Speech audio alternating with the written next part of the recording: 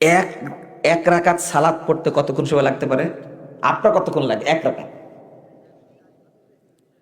5 minute লাগে।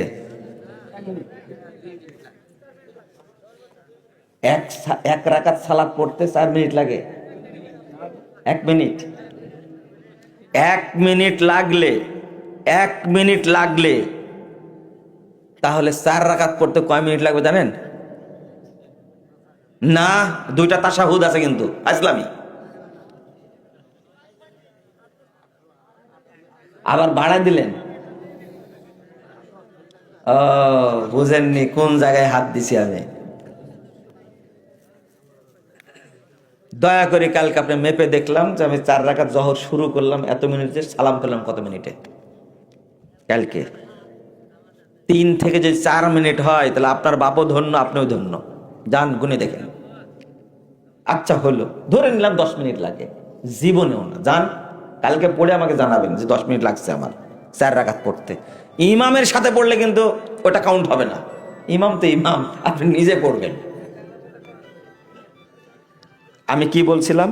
ধরেন 1 রাকাত সালাত পড়তে আপনাদের কথা 3 মিনিট, তাই না? ধরেন 3 মিনিট লাগবে। 3 মিনিট, 3 মিনিট। আমি একটু মনোযোগ আকর্ষণ করছি।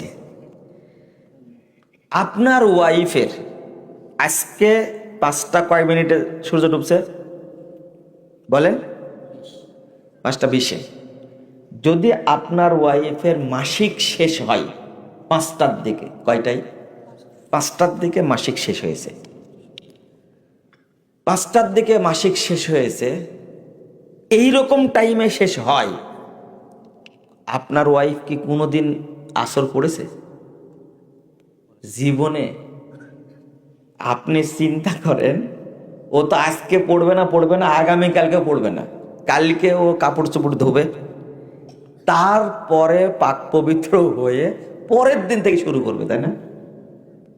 শোনেন শোনেন, অথচ এই হাদিস হলো দলিল। আমরা বহু আগে ফতোয়া দিছি, লম্বা ফতোয়া যেন মানুষ বুঝে, কিন্তু কেউ বুঝেছে কিনা জানি না। অথচ এই হাদিস হলো 1 রাকাত সালাত আদায় করা যাবে এতটুকু সময়ের আগে যদি কোনো মহিলার মাসিক বন্ধ হয়ে যায়, তাহলে ওই মহিলাকে জহরও পড়তে হবে, আসরও পড়তে হবে। আবার শোনেন, গোলমাল তাল পাকায় দেন না, ভিডিও হচ্ছে, আবার শুনবেন। অর্থাৎ 5টাই না, 5টা 20-এ সূর্য ডুবছে, আপনাদের হিসাবে বললাম 3 মিনিট। 3 মিনিট আগে মহিলা বুঝতে পেরেছে মনে হয় আমার মাসিকটা বন্ধ হয়ে গেল। এই মহিলার উপরে ফরজ হলো আগে গোসল করবে। কি করবে? তো গোসল করতে করতে সূর্য ডুবে যাবে না?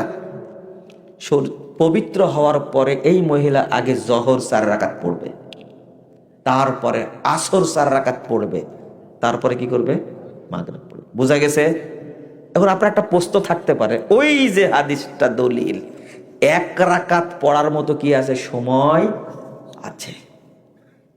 ইমাম ইবনে তাইমিয়া রাহিমাহুল্লাহ এত সুন্দর বিশ্লেষণ করেছে, এগুলোকে মাথায় ঢুকবে? তো কি বলছিলাম? আপনার প্রশ্ন, যখন জহর ছিল তখন তো মাসিক চলমান ছিল, তাই না? জহর পড়বে কেন, তাই না? ও যে পড়ে কেমনে? ও যখন স্রাব চলে, অর্থাৎ যখন অসুস্থ থাকে, জহর আসর একবারে পড়ে না? হ্যাঁ, জহরের টাইমে জহর পড়ে, সাথে কি আসরটাও পড়ে নেয়। অথবা আসরের টাইমে পড়ার সময় জহর আসর 2টা একবারে পড়ে।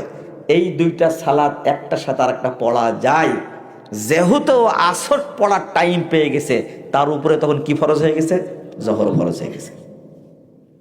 কোন মহিলা রাত 12টার দিকে মাসিক বন্ধ হয়ে গেছে, 3টায় বন্ধ হয়ে গেছে, বা ফজর ওয়াক্ত হওয়ার আগ পর্যন্ত এশার ওয়াক্ত থাকে, ফজরের আগে বুঝতে পারছে, ফজর ওয়াক্ত হওয়ার আগে বুঝতে পারছে আমার মাসিক মনে বন্ধ হয়ে গেল।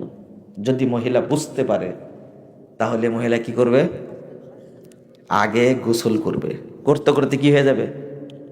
ফজর হয়ে যাবে। আচ্ছা হলো ফজর, গোসল করার পরে কি করবে? প্রথম কি পড়বে? এশা। তাহলে কি বুঝলেন এতক্ষণ?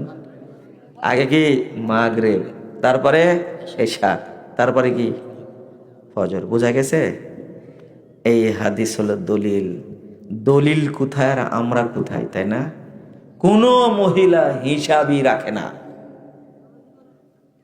এটা নতুন কাজ করে ফেললে আবার ওদের নামাজই পড়ে না, হিসাব কি করবে? লা ইলাহা ইল্লাল্লাহ। আহারে, এটা তো মনটা খারাপ করে দিলেন। অথচ আপনার বাড়ির এই মহিলাটাই হলো আপনার পরিবারের বরকতের খনি, অথচ সেই মহিলা এত অলস। সাহাবায়ে কেরাম, মহিলা সাহাবীরা আল্লাহ রাসূলের কাছে যেতেন, খুঁটি নাটি সব জানতেন, সালাত যেন বাদ না যায় তারা এইভাবে হিসাব করতেন। আমার